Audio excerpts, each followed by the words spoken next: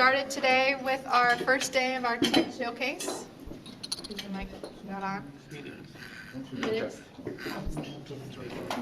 Lean in. All right. So thank you everyone for joining today's Tech Showcase. We are working to bring an innovative group of products and solutions in the wash space, and excited to be here.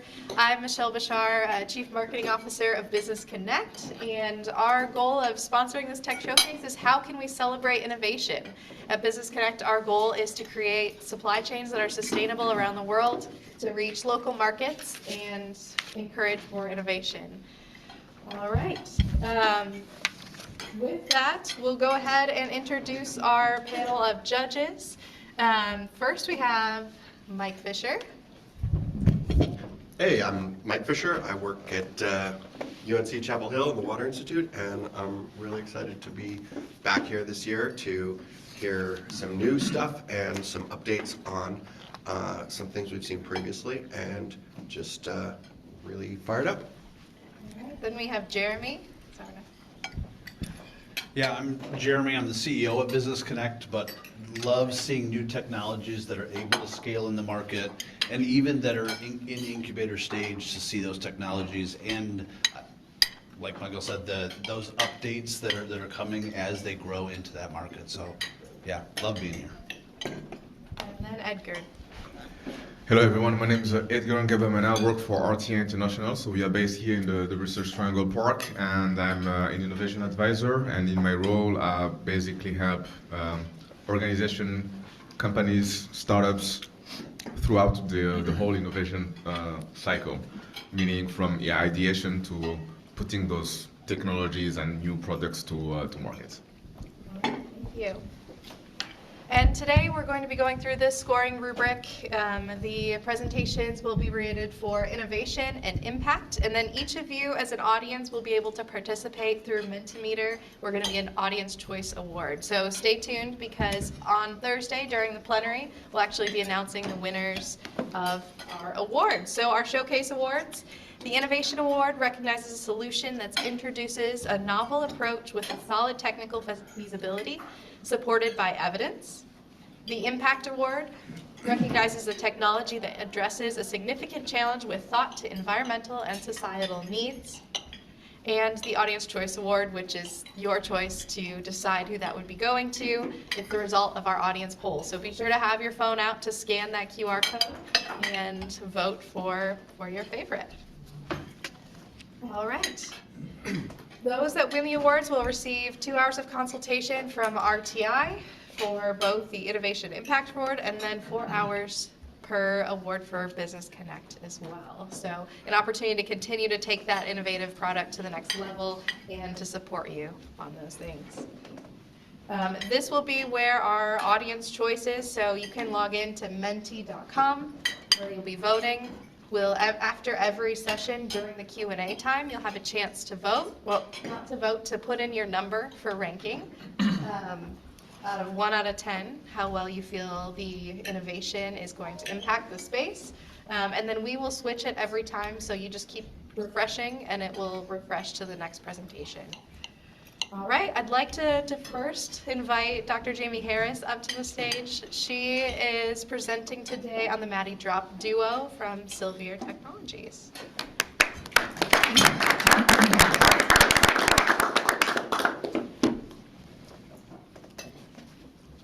These two to pass around now so that I don't.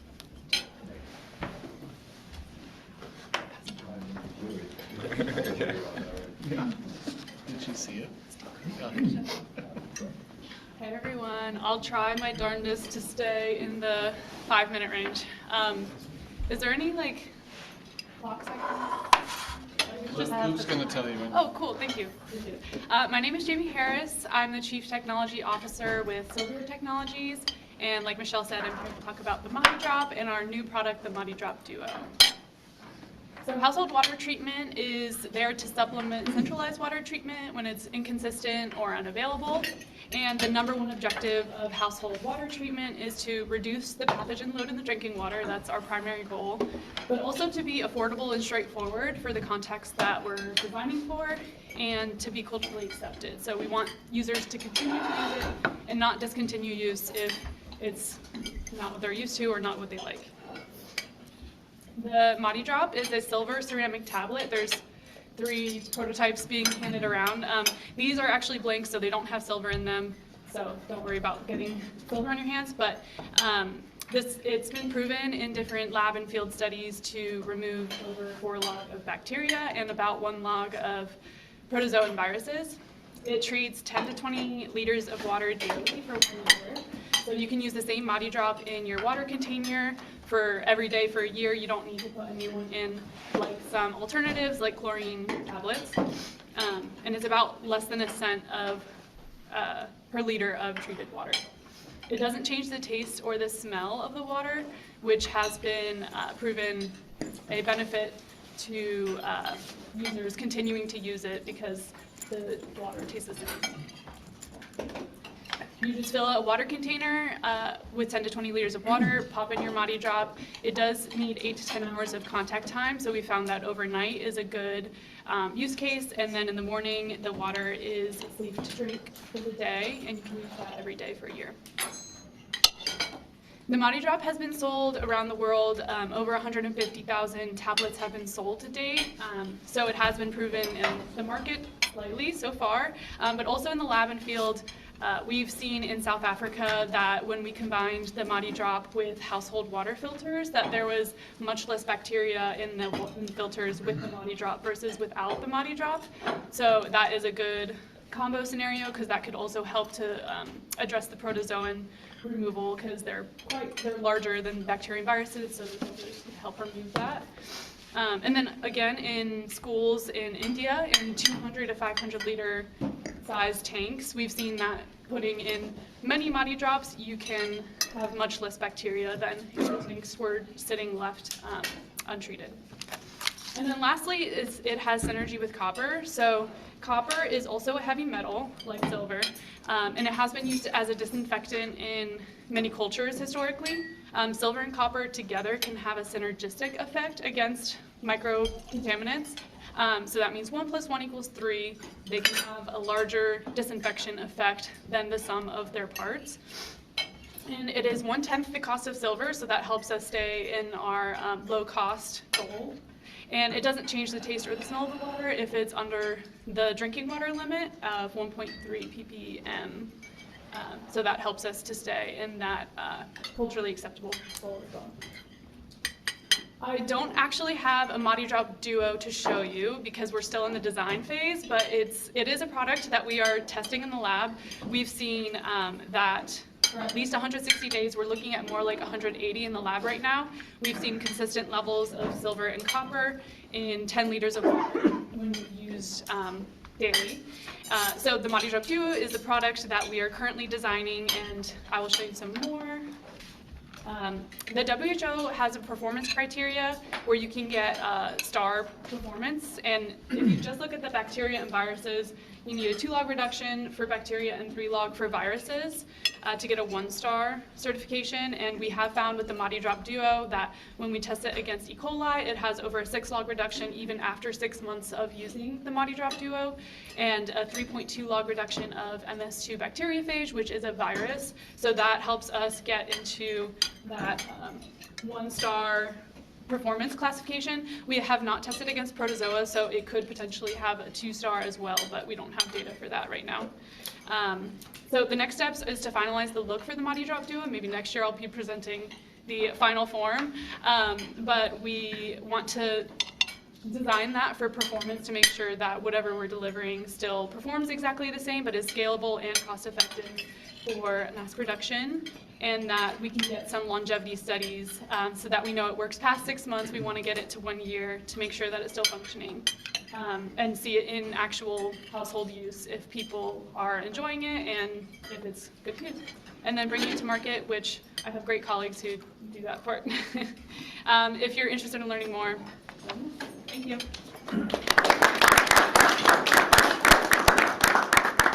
Jamie, we'll go ahead and open it up to questions. We'd like to start with one audience question to start, and we'll do one judging question, and then judges question, hopefully not too judging. And then we'll move over to any other questions if we have time. So anyone from the audience like to ask a question? ask the question. Yeah, what are the turbidity requirements? I mean, is it effective on a wide range of turbidity? Is there a certain particular range you need? And then, maybe I missed it, but what is the cost per unit for the one you're passing around? Yes. I'll answer your second question first. The cost per unit will vary based on like NGO wholesale. We actually have a exclusive distributor here who could probably answer those, like that question. All I know is it's less than a cent per liter of treated water. And the first question with turbidity, we haven't necessarily tested the threshold at which the turbidity decreases the effect, but definitely we recommend in the instructions to filter turbid water through like a laundered cloth before using, because that will help the silver and the copper with disinfection. But that will be cool to study in a field study with varying levels of turbidity. So does this scale up with volume of water? So say if you have like 100 liters, is it just an easy calculation? You just throw in a couple of these tablets? Yeah, that's what we've seen so far. In that tank study in India, we saw, I think it was 20 Muddy drops in a 200-liter tank, and that worked great. So we think it's directly, but we probably need to do more studies to know exactly how many for larger tanks. All right, we'll hand it off to Mike. Jen. I was really interested to hear that you had looked at this in combination with a filter, just because I think the multiple barrier concept is so powerful when we have things that are great for bacteria, okay for viruses, question mark for protozoan cysts, etc. What are your plans to pilot this with biosand filter, ceramic filter, or other things that people are already using that might be great at removing big, tough stuff like protozoans, et cetera, not so great at viruses?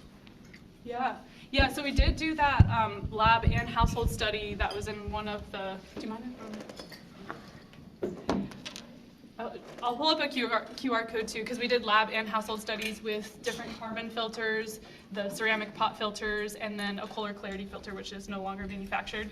Thank you. So if you go to the far left QR code, yeah, it'll have the lab and field studies of that. And we saw in all events that the Muddy Drop helped the disinfection performance of the filters. I think that the goal would be great to sell them both together, but I'll leave that to the marketing, the sales team. All right, so you're a step ahead. That's awesome. All right, well, thank you, Jamie. Really appreciate it. All right, next we have Hank Holstag with his solar pump.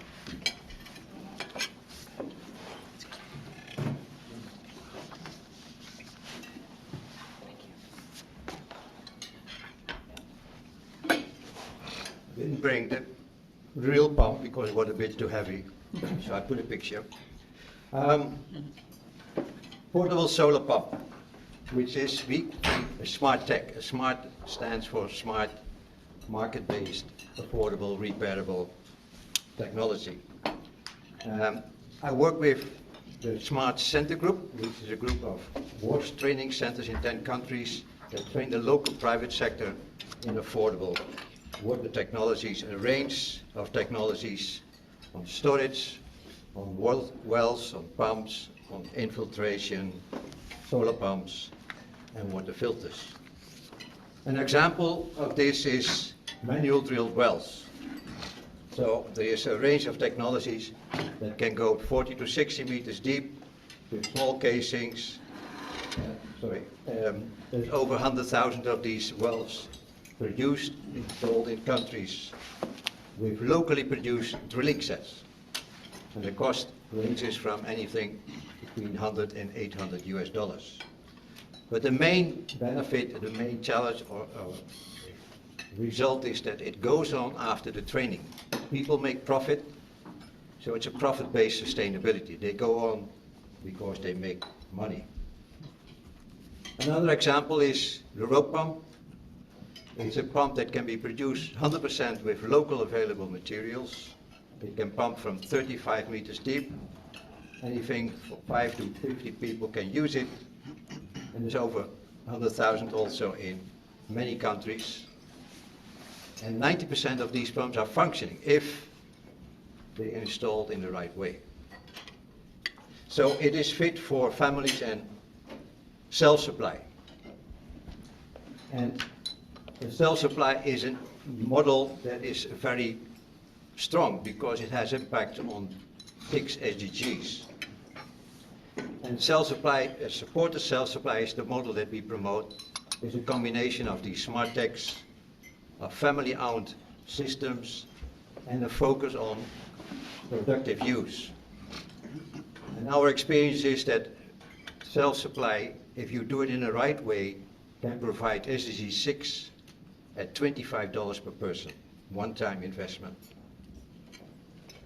In sub-Saharan Africa, that would mean that would it cost $8 billion to have SDG 6 basic service, which is much less than what the World Bank calculates. If you're interested, so this was a commercial. Tomorrow at the same time, I'll present this support self-supply. So, solar pump.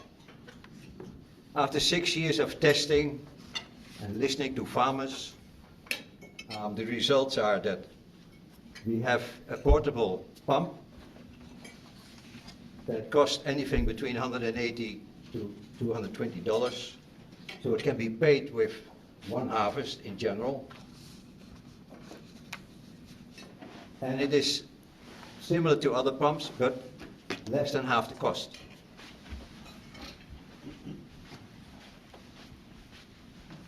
Affordable portable solar pump. Easy to carry. Store it safe at home during the night. Align the panels to the sun. Roll out the hose pipe. Put the pump in the water. Connect the pump to the panels and water your plants. Now grow food and increase your income. One pump makes a huge difference.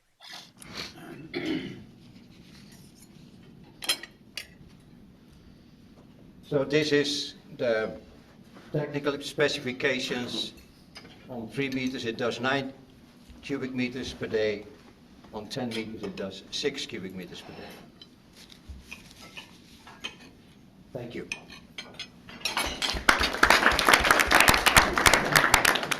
Okay, we'll start with an audience question for Henk on the solar pumps. All right, Nick? What is the shelf life for this solar panel and pump? Sorry again? Shelf life? The life, we don't know yet. The panels will last for 10 years, 20 years maybe. The pump has a guarantee of half a year, but it probably will be 5, 6, 7 years. And if it is worn out, you can replace the bushings and the impeller. So it's repairable. Thank you, Jeremy. We have a question here. Yeah, I'm curious, you talked about the local supply too. Are these local solar panels, local pump parts? And then a second part of that is, have you field tested this someplace? And do you have some feedback, some stats about the field testing?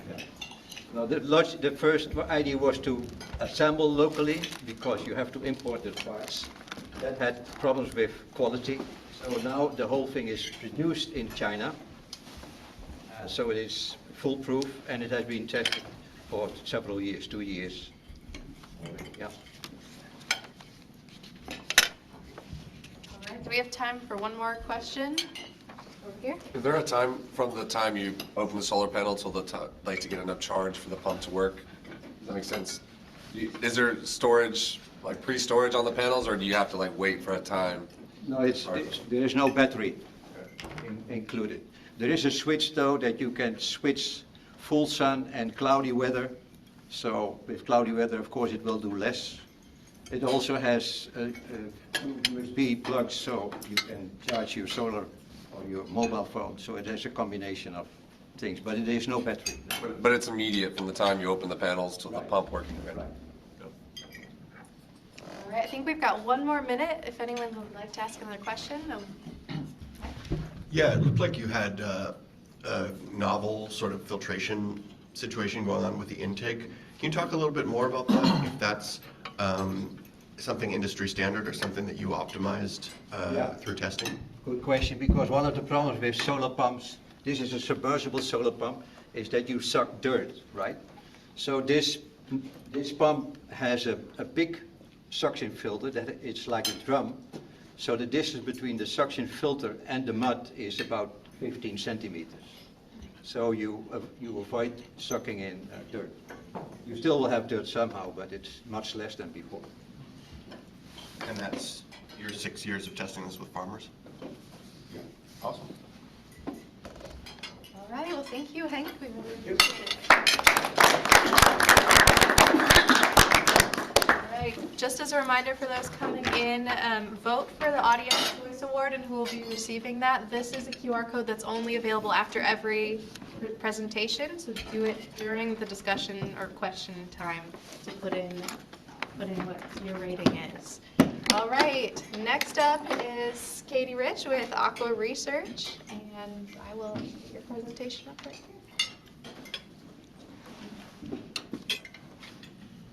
All right, take it away. All right, I am Katie Rich with Aqua Research, and I'm going to be talking today about reducing healthcare-acquired infections in Ghana with our stream chlorinators. So everybody knows in this audience that healthcare-acquired infections are a huge issue in low-income countries. The risk is 2 to 20 times higher than in high-income countries, and HAIs actually cause about 25% of hospital-treated sepsis, and 1 in 4 of those people will die. And even if they survive, there tend to be really long-term consequences. So in addition, the financial cost, the burden of disease is huge. So the solution, of course, is a combination of WASH and infection prevention and control. And you can't really reduce healthcare-acquired infections without both of those components. As Dr. Maria Nara says, a healthcare facility without WASH is not a healthcare facility. So everybody knows chlorine is an excellent sanitizer. It'll kill all of these germs and many, many more on surfaces, but it has a number of challenges. So this would be commercial chlorine like sodium hypochlorite or calcium hypochlorite. So people run into stockouts that can last all the way up to over 4 months of the year. That's a third of the year. And that's because of supply chain issues and transportation challenges and budget constraints and forecasting dilemmas. And the end effect of that is that they have no disinfectant to implement infection prevention and control. And then the other big issue with commercial chlorine is degradation or inconsistent concentrations. So in Ghana, 10 of the 12 facilities were actually using degraded chlorine. And this is because sodium hypochlorite, time and susceptibility to temperature, it does impact the degradation of the solution. So facilities were using anywhere from 1.25% all the way up to 70% concentration, and it makes it very hard for the cleaning crews to mix and dilute the chlorine to the proper concentrations. So we conducted studies with PATH, so this is acknowledgement to PATH and also Ghana Health Services, who used our stream system sitting right here on the desk for multiple years, collecting tons and tons of data in Ghana and other countries, evaluating on-site generation of chlorine. So our stream chlorinator is basically on-site chlorine. You use salt and water and power, and that is going to make a chlorine-based oxidant solution at a 0.5% concentration, which is 5,000 parts per million. And that is the concentration recommended by WHO for highly contaminated medical settings. So it produces it at that direct concentration. So it'll kill viruses, bacteria, and protozoa. If you're using it as a sanitizer, it'll make 115 liters per day. If you're using it for drinking water, it'll treat 230,000 liters per day. And the results of the study, all of the shortages were completely eliminated with any site that was actually using a stream system. And any time this system would break, it was easily repairable in the field by maintenance crew. And about half the facilities actually produced more chlorine using the stream system than they did pre-pilot. So this is evidence of increased infection prevention and control.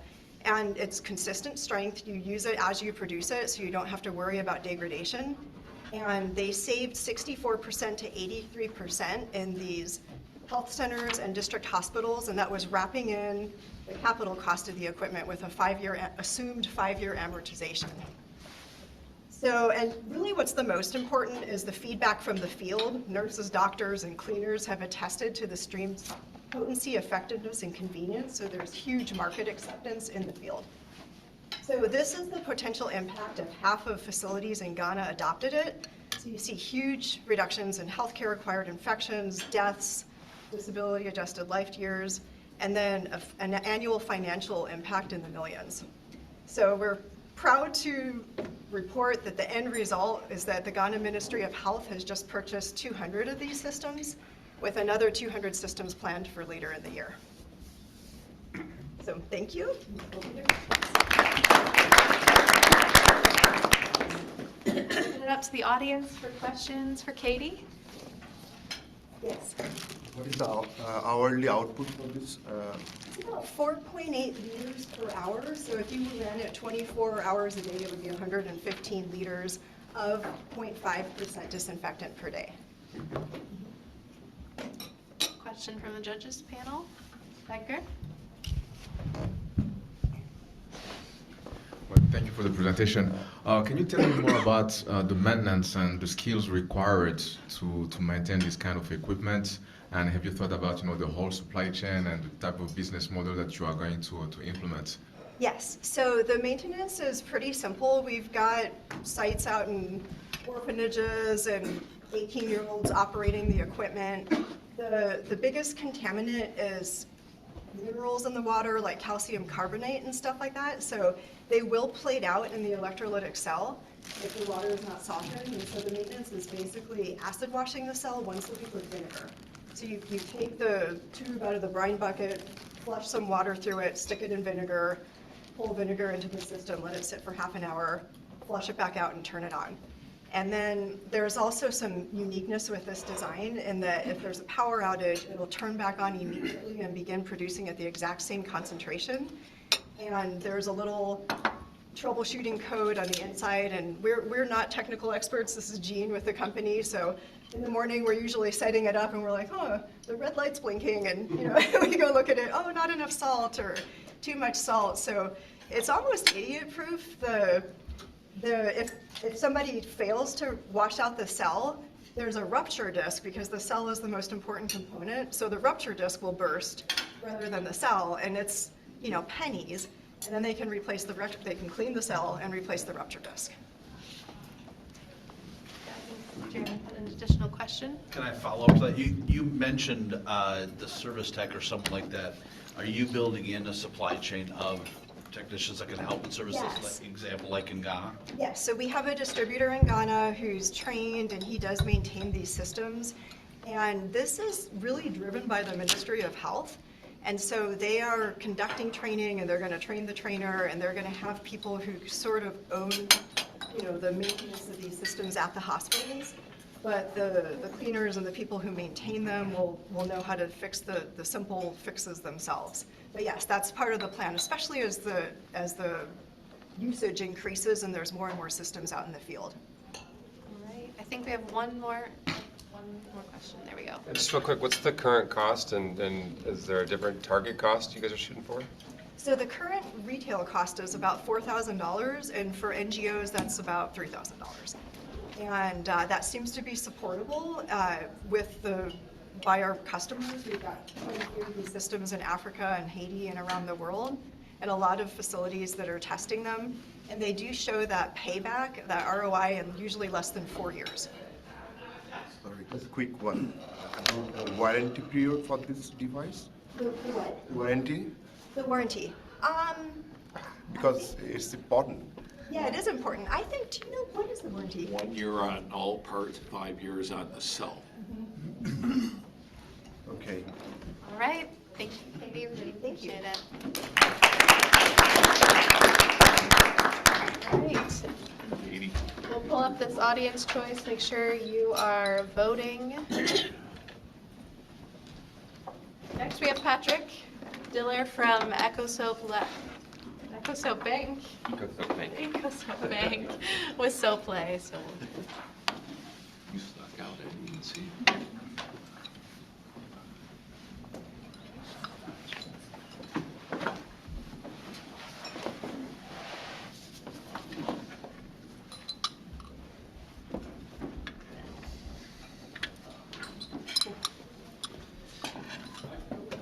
Thank you. I'm Patrick Diller, the Chief Commercial Officer for EcoSoap Bank.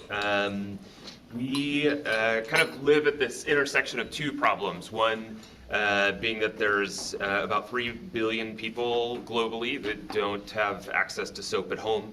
800 million school children that don't have access to soap in schools. And yet every year, 25,000 metric tons of soap byproduct are discarded into landfills from the soap manufacturing process. So we started about 10 years ago looking at how we take that byproduct and turn it into a marketable soap product. And I'll pass around what the byproduct looks like. That we get shipped to our factories directly in container loads of this byproduct that we then recycle into high quality soap. We do that by employing economically disadvantaged women worldwide. We employ about 180 women currently to recycle that soap, and then we redistribute it at low cost for NGOs mainly, as well as some local retail markets where our hubs are located, which currently we have 5 factory hub locations around the world: Sierra Leone, South Africa, Tanzania, Nepal, and Cambodia. And over the last 10 years, we've been able to distribute 76 million bars of soap, rescuing 16 million pounds of soap byproduct from landfills, and that equates to about 21 billion hand washes. So why use EcoSoap? First, because essentially our cost of goods starts at zero. We're able to produce a product for 40% less than alternatives. Additionally, our soap is 78% total fatty matter, which is just a fancy way of saying how much soap is actually in your soap, as to where across Africa and other regions of the world it's about 50% is average. Things get sand added or other additives added to essentially dilute the soap down. So we're able to produce a higher quality at a lower cost. And which also lends to using less water, which is obviously critical needs for communities. So we started out with the original EcoSoap bar that I passed around. We then innovated into soap on a rope, which isn't an innovation exclusive to us by any means, but in this context, we were able to show that there's a 74% reduction in diarrheal cases in children under 5 by using the soap on a rope, and increase in usage increased by 573%. So we saw that was a nudge that created that increase in usage. And so we developed SoPlay, which is these fun little shapes of soap, and have been working with organizations to distribute these to school children mainly, both for use at school and at home. In a recent study with World Vision, we saw that SoPlay was 3.5 times more effective in encouraging frequent hand washings than a regular bar of soap, and 24 times more effective in encouraging hand washing than water alone. And in that study, we also saw a 34% reduction in school absences due to self-reported illness from the increased hand washing. So I'll pass these around as well. And so we're currently working to increase distributorship, reach more partners, more schools, more children. So we'd love for you to partner with us. And next up, we will be doing we're working on a mosquito repellent soap that we're looking for field test partners and study partners to work with over the next year. So if there's any interest in that, talk to me. Thanks. Patrick, we'll open it up to the audience for questions. In the back. So when you get all this soap byproducts, are you stripping them down to like fundamentals and then building it back up, or is it just taking the byproducts and holding it together? No, there is more of a process of stripping it down. Yeah, exactly. Sorry, just adding to that then.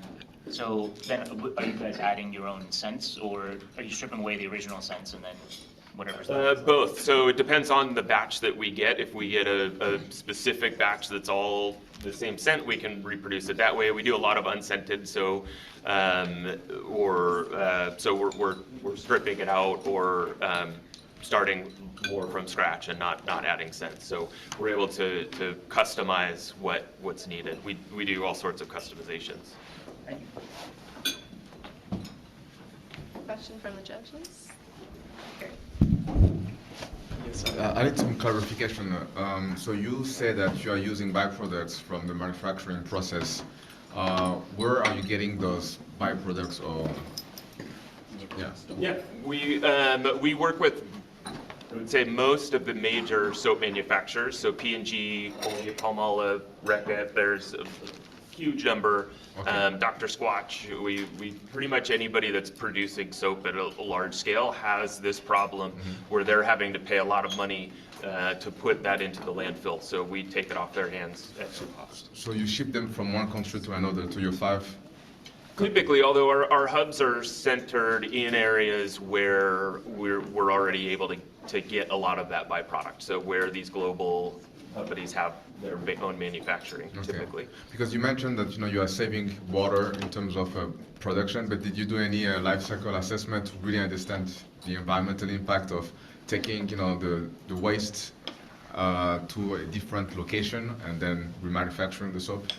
Not to my knowledge, we have not done that, but it'd be interesting to look at for sure.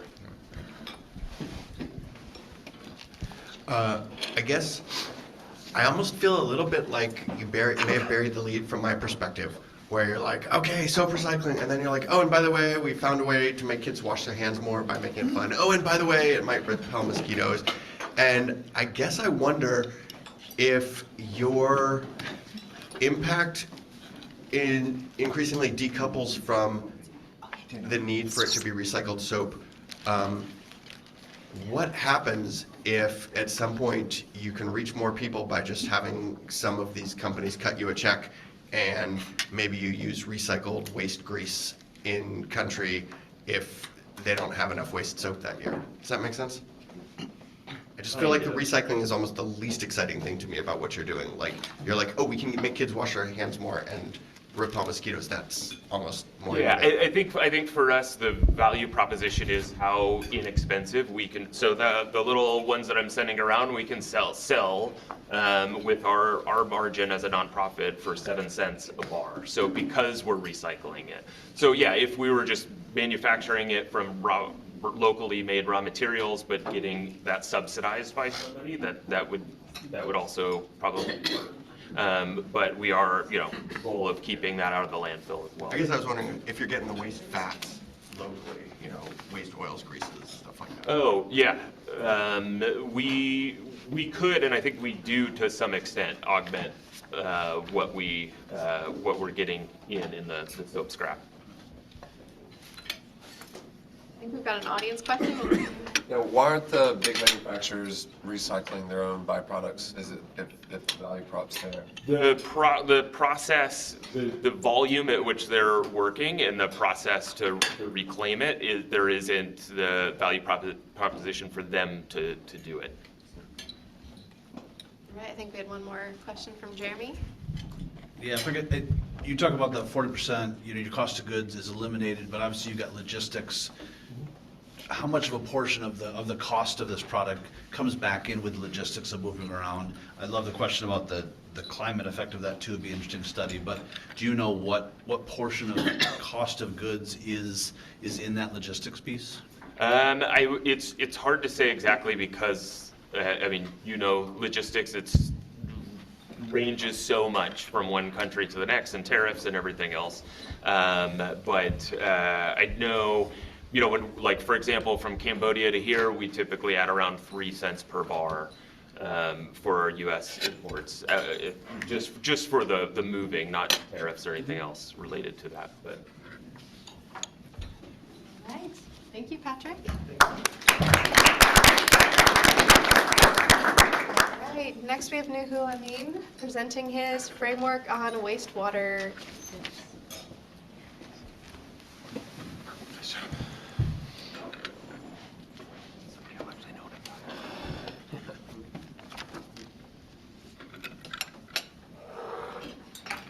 And just a reminder to send in your audience choice and put your rating in for the survey.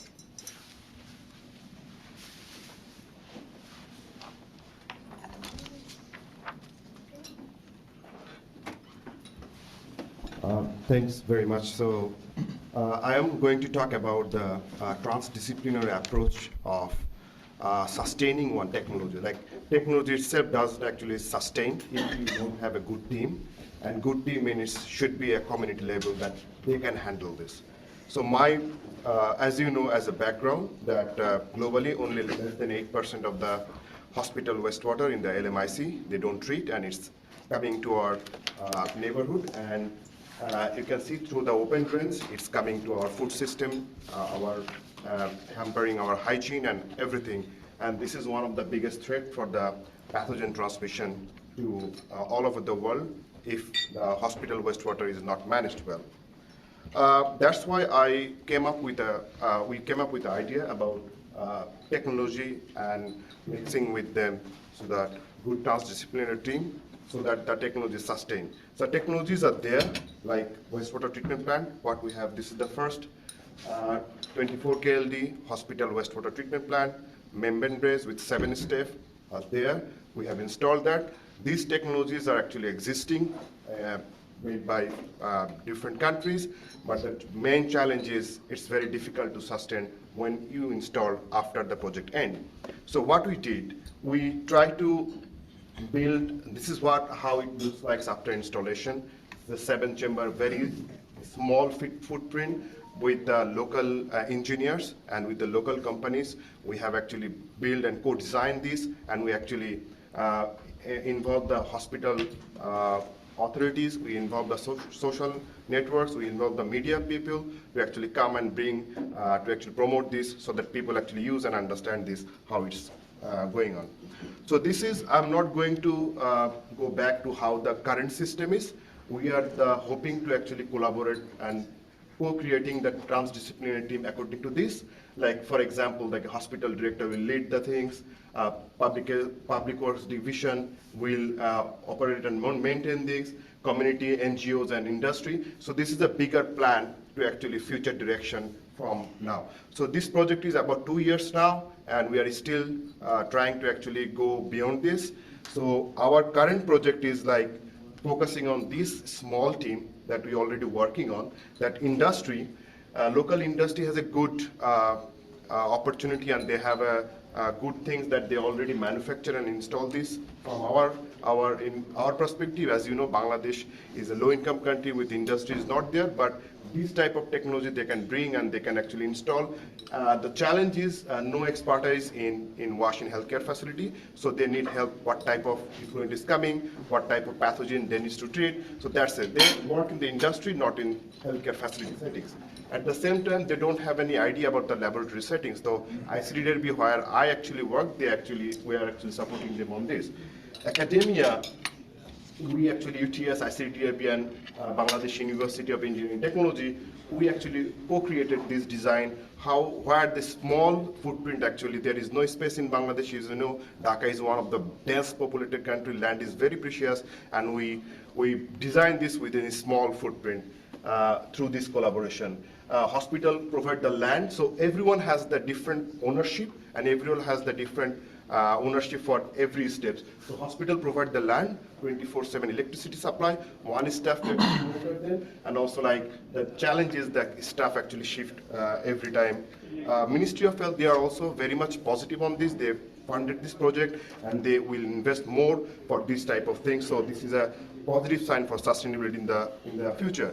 And then drain modification, like Public Works Division, who has the responsibility for this. So we bring them to the system and we requested them to actually work with us and change this as a transdisciplinary team. So you can see the transdisciplinary team with engineers, health professionals, and also like different type of academia, and also like financing mechanism. They are we able to bring together, and in the future we will actually work more with more people so that this type of things can be sustained.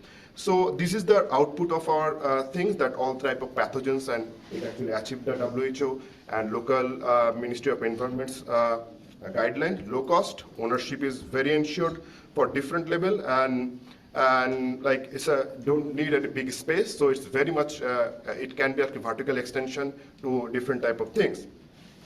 The challenges are actually monitoring and evaluation is not very much easy, because if the fund is over, it's very difficult to and very challenging as well.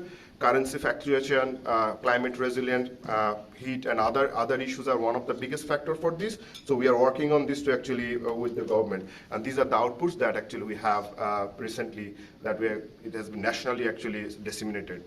Thank you very much. Thank you. We'll open it up to audience questions. All right, any judges' questions? I can start us off on scalability. It sounds like there's lots of actors at play and things like that. Is this your first unit in the field?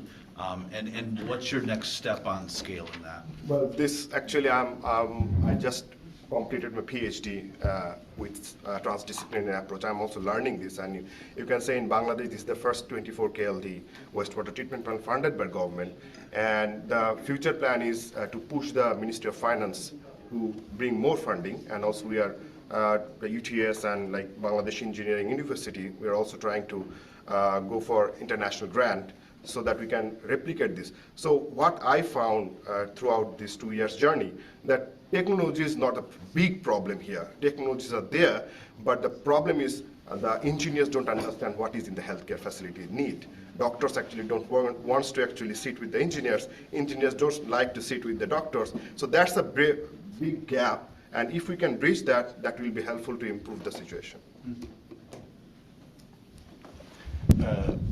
Just one point of clarification. Are you currently with ICDDRB? Yes, I am, yeah. And that's not a for-profit engineering, that's a, a public health research institution. This is not a business for me. So to be clear, Nuhu, you've invented a solution, and we hope this will scale in the world, but you're not affiliated with a business that would be the one to go scale it. Yeah.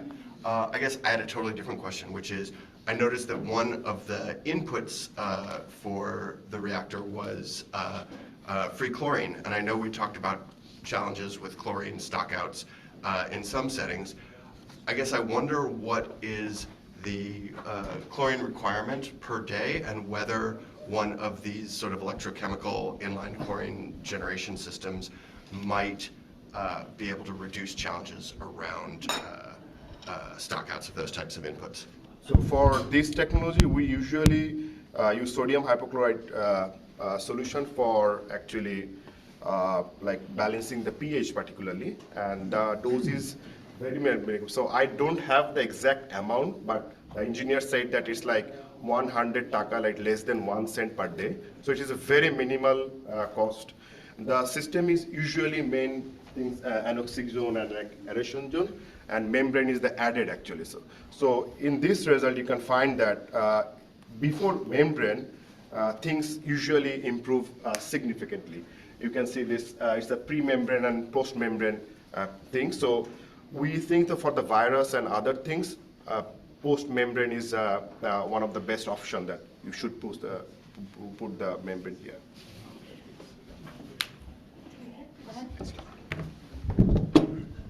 Yeah, so I think the model that you are presenting here is interesting. However, I don't see actually the real connection between the model, so the approach, and these environmental impacts. Because you could be in a situation where, let's say, you don't involve the academia or you don't involve the community, but you still have a technology that is performing well. So what is actually the contribution of the model, of this approach, to your environmental impact?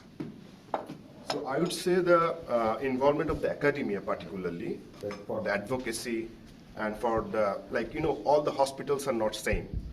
It's like different. So whenever you design a new hospital or new things, you need to again sit again the director, sit again the environmental people, sit again what type of. So those type of shift, this is the first, and we are still learning what should be the next step. So our next goal is to actually install 4 more different type of hospitals and try to gather more information, and hopefully in next 2 to 3 years we will gather more information on that.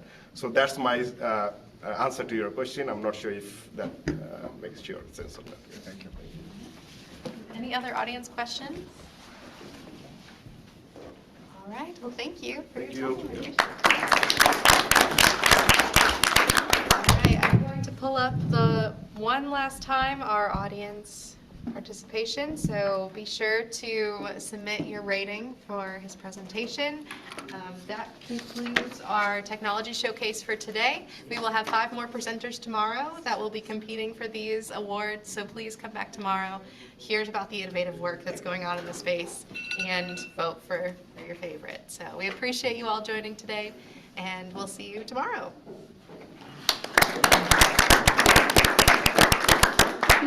We get one more round of applause for our facilitator.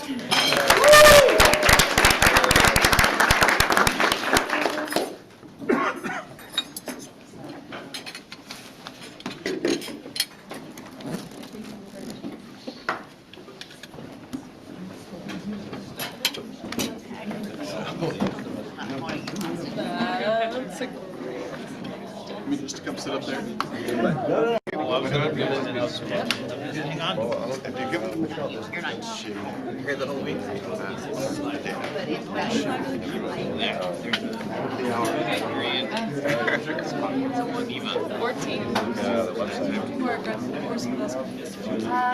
There is at 1:30. All right, thank you. Okay, yes. I didn't get I wanted to go. Thank you. I appreciate it. Yes, yeah, I'll stop by. That ticket. Green. I have Curious, Abigail's never written Aquatone, but a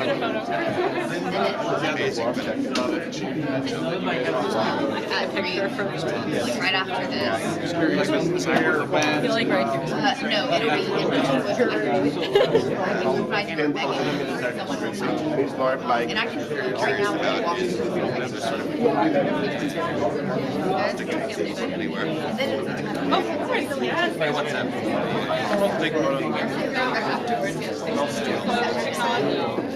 our plan is If he's not working the same process, we don't come. we'll ask, yeah.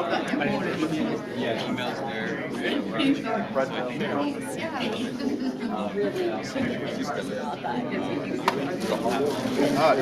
ERB is no joke. They're hard to keep. Very well. So fun. I know that in any given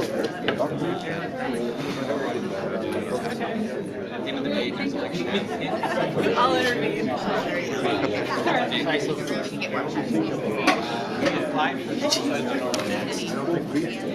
I'm Gary. I'm excited that I can get the full title. That looks good. Well, he did do a special video recording for the That was a good idea. Jamie. For Gary speaking. The 397. Same 207. Because some did that thing. That one. US Someone saw it, I think.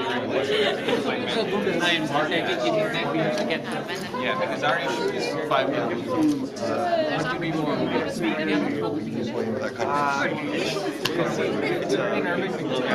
Which is what she was asking. Now everyone is selling 300. I'm good. Yeah, I just came in this morning. Yeah, yeah, I'm gonna leave Thursday. That's very, just shy of that. APA, because of the regulations. Other packaging was here. We're selling like. Of the, nobody knows anything. And so